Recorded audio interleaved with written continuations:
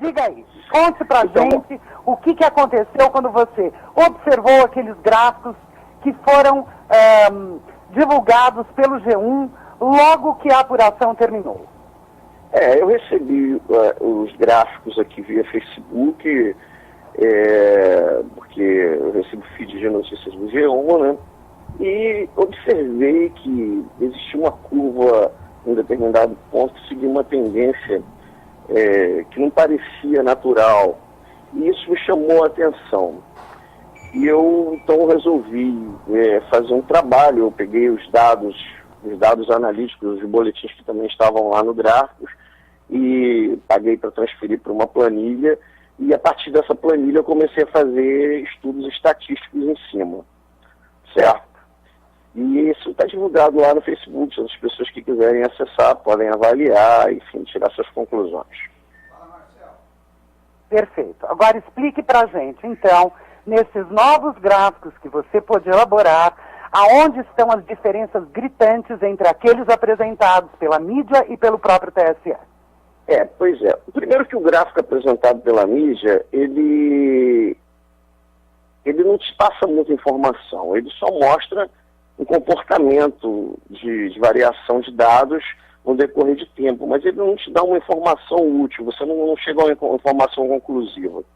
Então eu elaborei um outro gráfico com os mesmos dados, que simplesmente era um quantitativo dos votos dos dois candidatos, do Aécio e da Dilma, e pude visualizar melhor aquela curva que eu já tinha percebido no gráfico que foi passado pela internet pelo G1.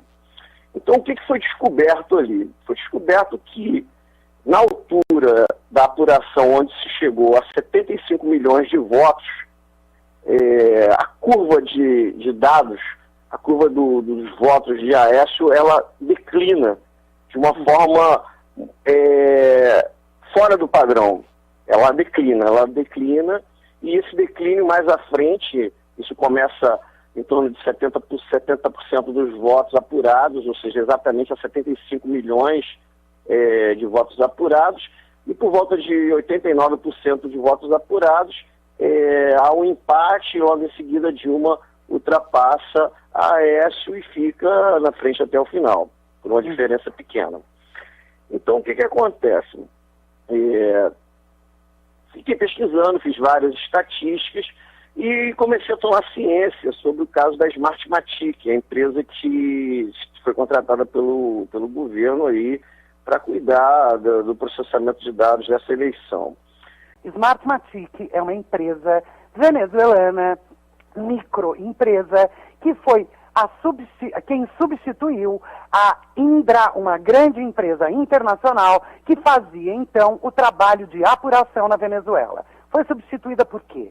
Porque essa empresa é o instrumental para que os bolivarianos, comandados a partir de Cuba, na medida em que todo o sistema foi desenvolvido juntamente com o G2 de Cuba, pudessem manipular as eleições dos países da América Latina, dentre eles Brasil. Então, você, retomando a tua fala, ao refazer os gráficos, se deparou também com a informação de que o TSE havia contratado a Smartmatic para trabalhar na apuração de 2014. Exatamente. E nas notícias que corriam a respeito da Smartmatic, foi se colocado que há um modo operandi dela, né? Uma forma de fraudar que já foi detectada nos Estados Unidos e tal, em alguns lugares. Aí há um amplo material na internet que fala sobre o assunto. Então vamos para o nosso caso aqui no Brasil. Então eu percebi que ali, quando a apuração chegou em 70%, ou seja, em 75 milhões de votos apurados, os votos de Aécio tomaram uma curva de queda que fugiu ao padrão do que estava vindo sendo acompanhado aqui até aquele exato momento, né? Ele estava em liderança e a partir daquele momento ali houve uma curva de queda. Bem, essa curva de queda, ela era esperada porque algumas pessoas diziam que o Nordeste do país, os votos dele tinham menos preferência de votos, e etc, etc. Isso aí é um outro ponto também que eu vou abordar. Então, observando o comportamento dessa curva e o padrão dessa curva, eu percebi que isso era produzido por um algoritmo, porque uma apuração ela é feita com urnas e dados aleatórios, e ela não pode ter um padrão, ela não pode ter um padrão de comportamento, né? E esse padrão de comportamento, depois de vários estudos estatísticos e avaliação desses dados, eu consegui determinar um algoritmo que conseguiu identificar esse padrão e reconstituir a curva original de votos. Tá? Isso com uma margem de precisão aí de mais de 99%. Perfeito. Tá? Então, o que aconteceu aí? A partir de 75 milhões de votos, os votos de Aécio foram sendo multiplicados por um fator de 0,00135. Esse fator ia retirando votos de Aécio nessa proporção. E isso dava em torno de 55 mil votos a cada boletim a partir desse ponto. Tá? Esse número ele vai variando porque é um fator, à medida que os votos aumentam, o número aumenta um pouco, mas a partir desse ponto, essa ordem de grandeza de votos ela vai sendo subtraída. Tá? E esse fator interessante é que o gráfico, aplicando esse fator, ele deu um desenho perfeito. E se isso não existisse, fosse uma coisa imaginária, você não conseguiria estabelecer um padrão perfeito a partir da aplicação de um algoritmo constante em cima desses dados. Certo? Então, esse aí é o ponto. E é exatamente o que eu vim a descobrir mais tarde, por informação de outras pessoas trocando informações, que esse é o modo operandi da Smartmatic. Ela aplica algum algoritmo, não exatamente o mesmo em todo lugar, mas esse algoritmo sempre vai gerar um padrão. Quando você submete uma massa de dados ao algoritmo, se ele não se preocupar em deformar o padrão, ele for um algoritmo relativamente simplório, ele vai gerar um padrão nesse movimento de dados. Então, esse gráfico de percentual de votos apurados e a linha de reconstituição, ele mostra bem isso. Ele está na internet aí, quem quiser acessar no Facebook, e eu estou passando para você, você pode publicar ele aí. Exato. Então, e até porque a Smartmatic não foi contratada para a apuração desses 240 mil votos que você está mencionando. Ela foi contratada para a apuração nos estados chaves em que Aécio Neves, coincidentemente, perdeu as eleições. Exatamente, mas vamos avançar o estado de Minas Gerais, o estado do Maranhão, o estado do Ceará.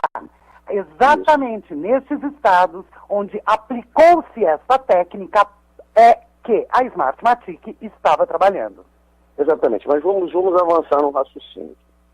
O processo começa, é coletado os dados, e esses dados são somados, e a partir de um determinado momento é aplicado um fator que vai jogando votos de Aécio para a abstenção.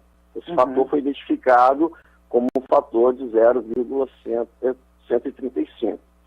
E depois de um determinado ponto, depois que Dilma ultrapassa em mais de 2,5 milhões de votos, esse processo ele é freado, ele vai reduzindo o volume de votos que ele está sendo tirado. Essa questão dos boletins, por exemplo, as pessoas, vamos ver os boletins nos sites do TSE. Acontece que esses dados eles estão todos em uma base de dados eletrônica. Eu trabalhei muito tempo com isso, Oracle, SQL Server, enfim. E você, após chegar a um determinado resultado, é muito simples você fazer uma rotina que em poucos minutos pode botar todos esses boletins digitais em conformidade com o resultado final. Tá? Então, você faz um somatório, aplica, chega um resultado e em seguida você distribui a conformidade para todas as urnas. Por quê? A memória da urna é uma memória de pendrive que está lá, que foi transmitida e provavelmente foi apagada. Você precisa ter uma consistência no que você está fazendo. Então, esse processo, ele mostra que o processo é feito na central e depois um segundo processo redistribui e homogeneiza esse resultado para os boletins de urna. Isso é perfeitamente factível, qualquer programador mediano é capaz de fazer uma implementação dessa. Agora, onde é que está a fragilidade do sistema? O sistema, ele não é auditável, né? Você não tem uma auditoria, você não tem meio físico para comprovar o que foi feito. Você não pode recontar os votos. O maior problema desse sistema é que ele depende única e exclusivamente da boa-fé de Dias Toffoli e o pessoal do TSE. Ele não tem um mecanismo de segurança inviolável. Ele não tem um meio físico que possa servir de meio para reapurar a eleição e ver se houve algum erro de contagem. Esse é o ponto mais vulnerável do sistema. Certo? Perfeito.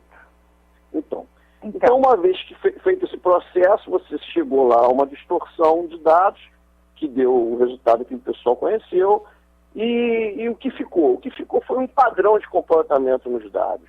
Esse é o rastro da fraude. Tá? Esse é o rastro da fraude. É esse padrão que está na apuração dos dados da eleição aqui no Brasil e em outros lugares onde houve influência da Smartmatic e essa equipe toda aí. Aquele processo...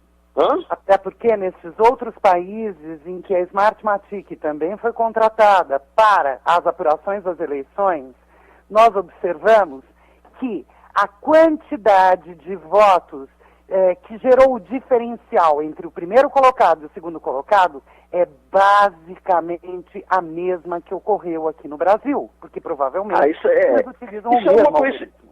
Essa é uma coincidência interessante.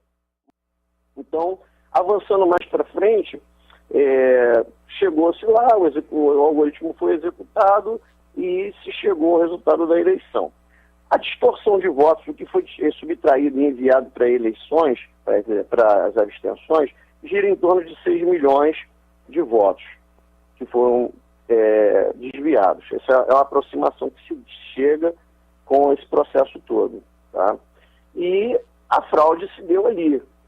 A fraude se deu no âmbito do TSE, dentro da central, não nas pontas.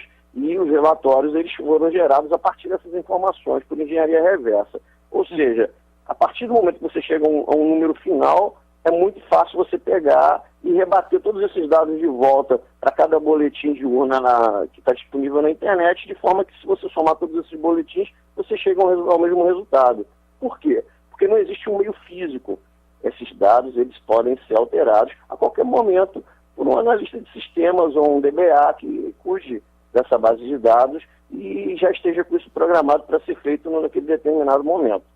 Ok? O primeiro ponto é esse. O sistema depende única e exclusivamente da boa-fé da população brasileira para com a lisura do TSE e do comando do TSE por Dias Toffoli, que foi o advogado do PT, advogado eleitoral, ao longo de toda a sua vida profissional, antes de Lula ser eleito presidente da República. Estou completando a sua frase.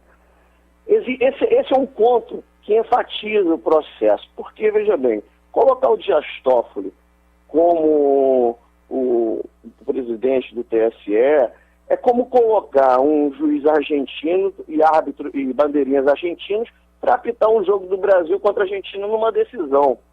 A pessoa que estaria ali deveria ser uma pessoa isenta, sem histórico.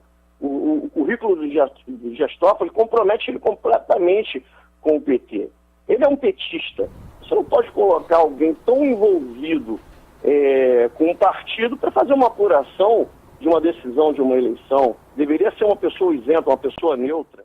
Nós estamos num movimento que culminará, num primeiro momento, com o conclave de Washington em 21 de março. A data já está marcada, exatamente para que nós consigamos extirpar do Brasil a Smartmatic e essa metodologia que maquia resultado de eleição e, portanto, maquia a democracia brasileira, que foi consagrada na Constituição de 1988 como um Estado democrático de direito. Isto é o Brasil sob o ponto de vista da legalidade, mas na prática Se nós não conseguirmos fazer essas denúncias, comprovarmos a fragilidade do sistema eleitoral, nós nunca teremos efetivamente implantada a democracia no nosso país.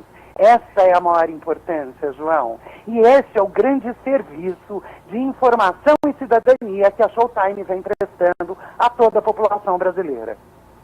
O sistema eleitoral, ele deveria ser um sistema neutro, um sistema que não tendesse para nenhum dos lados. Então você vê que há vários problemas. O primeiro problema, você tem um comando de Dias Toffoli, que é um petista de muitos e muitos anos, com uma larga história de envolvimento com o PT. Isso por si só já é fraudulento por natureza. Você tem um sistema vulnerável, um sistema que você pode manipular dados, porque não existe prova física para contrapor. Ou seja, você passou os dados para a base de dados e apresenta resultados. E aí? Você não tem um extrato, você não tem um comprovante físico. O voto deveria ser impresso para que o eleitor pudesse observar e ser posto numa urna para possível recontagem em caso de solicitação. Aliás, esse é um mecanismo que toda democracia disponibiliza, a possibilidade de recontar votos. Se você tem um sistema eleitoral onde não se pode recontar os votos, isso por si só já é uma fraude e você pode descartar a validade dessa eleição por esse princípio. Tá? Aí as pessoas me perguntam, mas pô, o Alckmin ganhou em São Paulo, não sei quem ganhou não sei aonde. Veja bem, se você fizer uma fraude generalizada, vai ficar muito óbvio que houve uma fraude. Então a fraude ela tem que ter um certo conteúdo para ser crível. Por exemplo, foi colocado a defasagem de horário de verão para que a gente não pudesse acompanhar a apuração ao vivo passo a passo. Quando a notícia começou a chegar na televisão, Dilma já estava ultrapassando o Aécio e as pessoas comuns acharam isso natural. Mas se você acompanhar aí os boletins que estão nesses dados que eu te passei, você vai ver que a maior parte do tempo o Aécio está ganhando disparado e chega a ter mais de 30% de vantagem em um determinado momento. Então, o sistema precisa ser crível e precisa ser isento e precisa ser auditável. Tá? Deixa eu agregar mais uma reflexão para todos os nossos ouvintes. Isto tudo foi absolutamente planejado. Como disse muito bem agora o nosso querido João Alckmin, com antecedência já se sabe qual é o rodízio de quem irá presidir o Tribunal Superior Eleitoral nas eleições. O próximo será Gilmar Mendes. Exatamente, o próximo é o ministro Gilmar Mendes.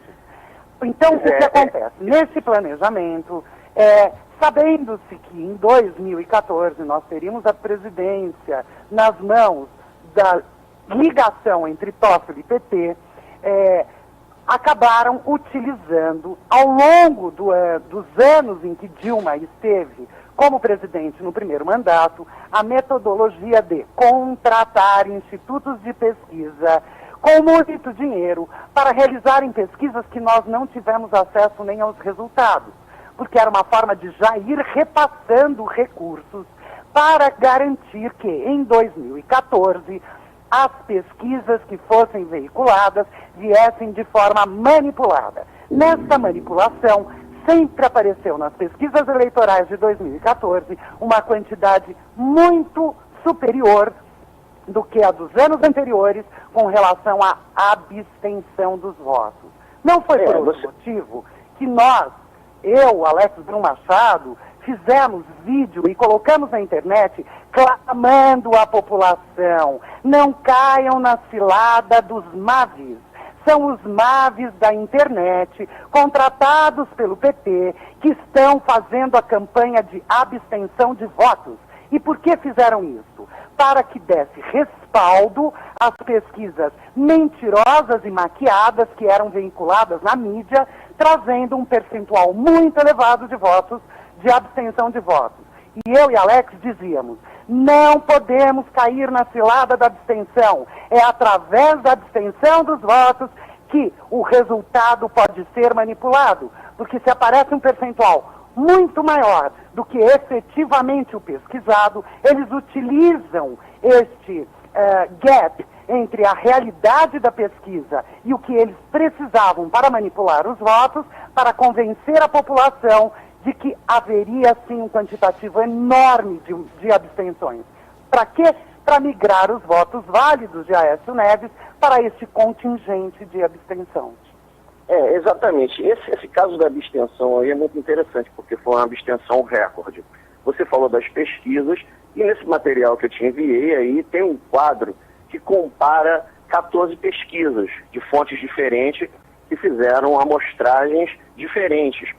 E esse gráfico, esse quadro, essa planilha que foi enviada para você aí, mostra que dessas 14 pesquisas estão lá, Datafolha, Ibope, Vox Populi, tem algumas pesquisas do tipo tracking, que são utilizadas por call center para poder fazer uma avaliação, e você pode observar que as pesquisas que estavam suscetíveis ao poder econômico e à influência do dinheiro do governo, elas deram uma margem de ganho para Dilma muito superior. Inclusive a margem não se concretizou, né? Se você vê lá, a Vox Populi dizendo que Dilma ganharia com 54%, e não foi esse o resultado. O Ibope deu 53% para Dilma, a Datafolha deu 52%. E, ao outro lado, por exemplo, uma instituição financeira como o Itaú, que fez um tracking, já tinha um resultado oposto. O HSBC também, que é uma instituição financeira que fez um tracking, tinha outro resultado. Você vai poder analisar aí nessas ilustrações que eu te passei. E o BTG, empresas, bancos, eles não têm interesse em eleger um candidato A, um candidato B. Eles precisam da informação verdadeira para tomada de decisão. Vamos ou não vamos investir nisso? É um momento de investir ou é um momento de segurar? Não existe interesse político em um banco a fazer uma apuração falsa, porque a apuração falsa não serve para nada em termos de investimento, concorda? Sem dúvida. Então, essas informações estão aí também numa tabela que mostra, e por acaso essa tabela ela foi feita antes desse trabalho, essa tabela eu fiz ela antes das eleições, e ela veio a corroborar depois com os números obtidos nos gráficos e nas projeções e nas estatísticas na reconstituição do processo por engenharia reversa que foi feito. Então você pode navegar por todas essas ilustrações que eu passei, os vários gráficos, a planilha está aí com você, você pode navegar pela planilha, observar a apuração detalhe por detalhe, e existe uma perfeita coerência entre esses números e um contexto de fraude. E o principal detalhe é o padrão de perda de votos de Aécio. Esse é o principal detalhe, que é também o detalhe que foi encontrado em outros casos. Existe uma reportagem que fala da ocorrência desse evento fora do país, como você mesmo já relatou. Então a gente teve uma eleição furada e que não é nem possível provar. Veja só, o sistema é tão furado que você não consegue nem provar que Dilma ganhou, porque você não tem como recontar, você não tem como analisar os dados e chegar a essa conclusão. Você tem dados numa base de dados que são totalmente passíveis de manipulação. Qualquer um pode chegar lá a qualquer momento e modificá-los. Ok? Pois é, e você mesmo abordou aqui o fato de que algumas pessoas contestam a efetiva fraude e chamam de suposta fraude, porque aqui em São Paulo, Geraldo Alckmin teria sido eleito. Minha gente, conforme eu acabei de dizer, só é possível manipular se o quantitativo apresentado em pesquisas e consolidado diante de toda a movimentação da mídia deixasse claro que aqui em São Paulo também o nível de abstenção seria elevado, e não foi. Portanto, não haveria como manipular.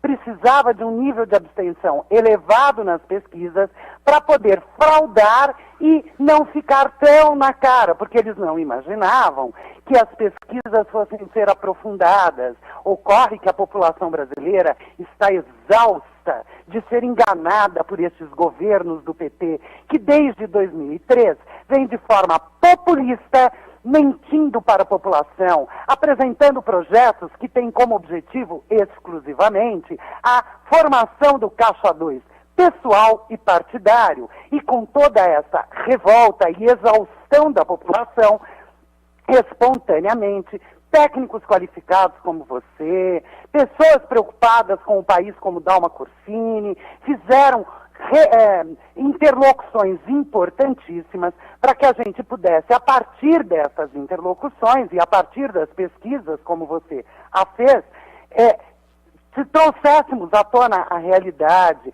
levantássemos a suspeita de que houve efetivamente fraude nas eleições, para que o próprio PSDB pudesse adentrar no TSE e pedir, então, a auditoria das eleições, que agora foi aceita, né? Depois de uma grande guerra entre TSE e PSDB, o Carlos Sampaio conseguiu aí, como advogado do PSDB, que também acertar ali no TSE o início, então, dessa auditoria, cujo resultado deve sair em março. Mas eu já devo levantar o seguinte, meus amigos.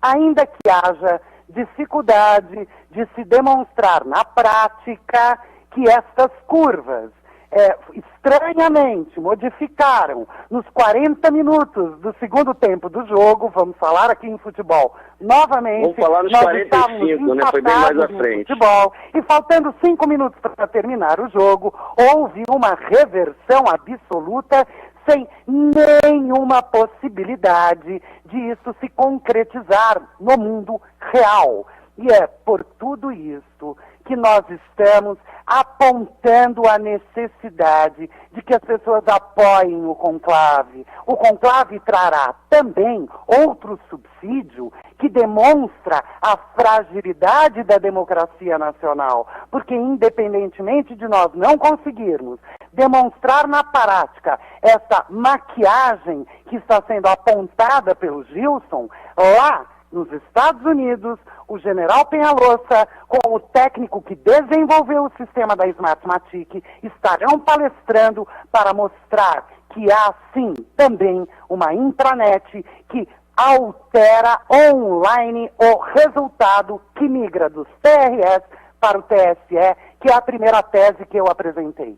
Ora, minha gente, somando-se essa estranheza destes gráficos, com toda a técnica que está exposta agora pelo Gilson, que aplicou um algoritmo, com a realidade da construção de um sistema que tem uma intranet comandada pelo G2 em Cuba, e é a partir de Cuba que se alteram os envelopes dos resultados das apurações das eleições, está mais do que comprovado de que houve, sim, fraude em 2014. Qual é o resultado disso? Isso anulará as eleições?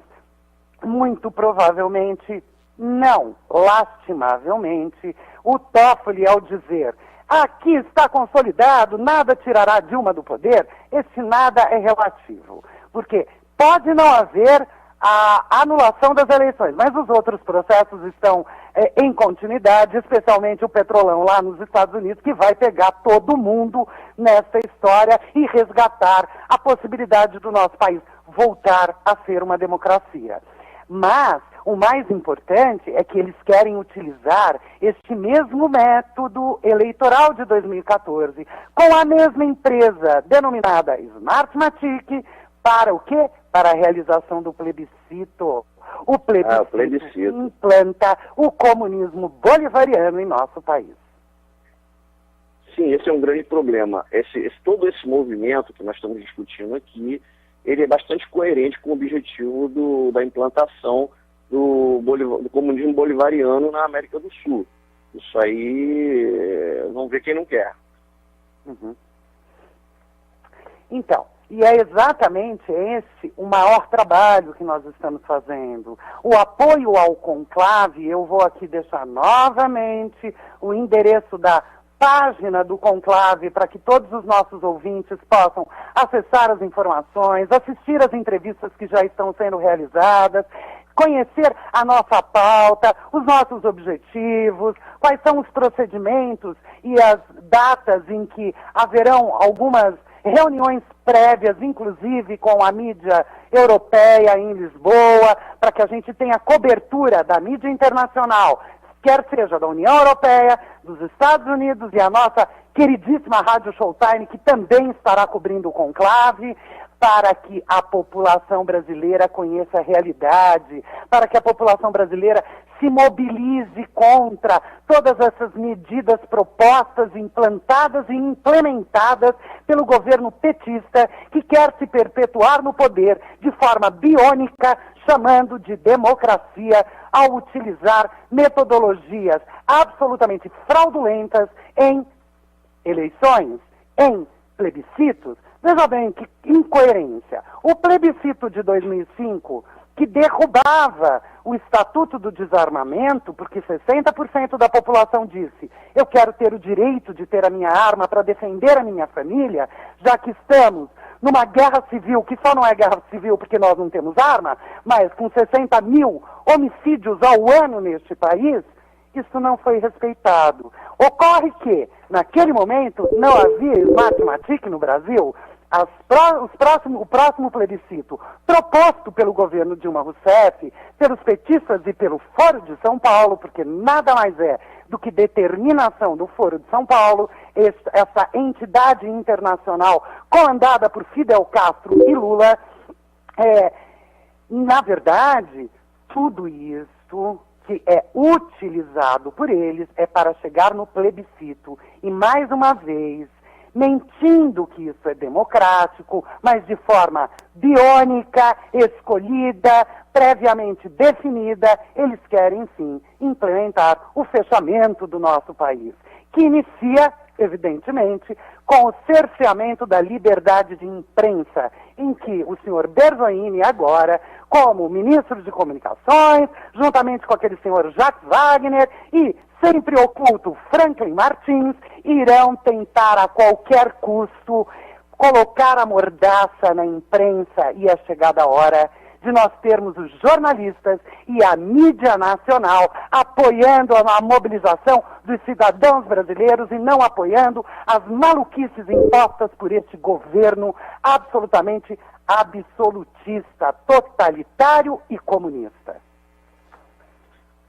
Bom, Inês, então eu quero deixar aqui como finalização dessa nossa entrevista esses pontos para reflexão. Primeiro, o presidente do TSE, a pessoa que estaria à frente do comando das eleições, deveria ser uma pessoa isenta, porque se não fosse, haveria margem para fraude. E essa pessoa que está lá hoje, que é o Toffoli, ele não é uma pessoa isenta, ele é uma pessoa que tem um histórico de envolvimento com o PT. O segundo ponto deveria haver um mecanismo de auditoria físico no sistema. E não havendo esse mecanismo, fica muito difícil de você identificar a fraude. O terceiro elemento é que o sistema eleitoral ele deveria ter a impressão do voto para poder propiciar esse tipo de processo, certo? E para finalizar, essa vulnerabilidade toda do sistema facilita com que a fraude seja implementada. É muito importante que se observem esses pontos. Aí está a fraude. A fraude ela está detectada em todos esses elementos e, finalmente, no comportamento dos dados. Se você tem uma curva padrão, uma amostragem de dados de milhares de dados, aquilo ali certamente é efeito de um algoritmo e foi provado aí com o que eu passei para você e você vai expor no site. Sem dúvida. Então, é o seguinte, meus amigos, eu peço a todos que entrem no www.facebook.com/resistirbrasil www.facebook.com/resistirbrasil. Lá nós estaremos postando este programa também da Rádio Showtime e as planilhas apresentadas por Gilson, para que todos vocês possam ter a oportunidade de fazerem as suas análises a partir das explicações que tivemos. Além disso, peço que vocês entrem nesta página para conhecerem quais são as finalidades do conclave e apoiarem da maneira que puderem a realização deste evento internacional que, sem dúvida alguma, nos trará a possibilidade de termos de volta a democracia no nosso país, de termos de volta eleições sérias, onde nós possamos levar para a nossa casa a impressão do voto que demos na nossa urna. Imagine você, eu fui candidata.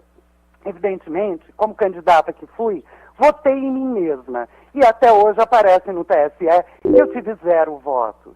É evidente que eu não posso discutir se houve ou não fraude. Eu sei que votei em mim. Aliás, a minha mãe ainda ontem me disse: minha filha, o que aconteceu com o meu voto? Você acha que eu votaria em outro filho? Só tenho você. Evidentemente que meu voto foi destinado a você e continua aparecendo. 0 votos para Denise Abreu no TSE.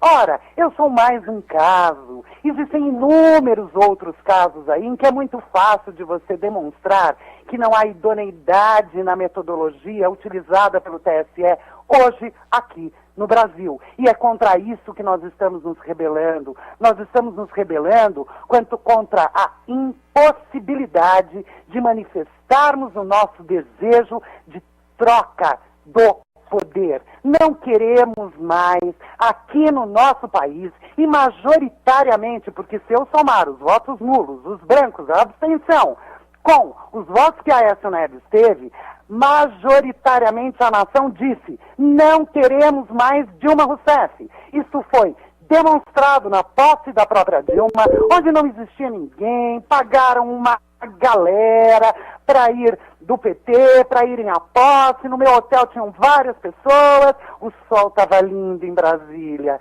brilhava o sol em Brasília e todos ficaram na piscina arrumando desculpa, inclusive, para não comparecerem à posse. Ora, se nem os petistas lá estiveram, é porque Dilma está isolada. E não há político isolado, ninguém é candidato de si próprio. As pessoas são candidatas à população. E se a população não demonstra o apoio, é porque, efetivamente, tudo isso foi fraudado e nós precisamos, independentemente do resultado de anularmos ou não as eleições de 2014, precisamos estancar para que em 2016 não venha a ocorrer a mesma coisa nas prefeituras. Nós sabemos que a Smartmatic foi utilizada no Brasil como uma metodologia piloto pela primeira vez na eleição de Fernando Haddad, onde ele também foi eleito. E não queremos repetir a dose de Fernando Haddad aqui nesta capital, que é o motor do país, que é o coração do Brasil em termos de desenvolvimento econômico,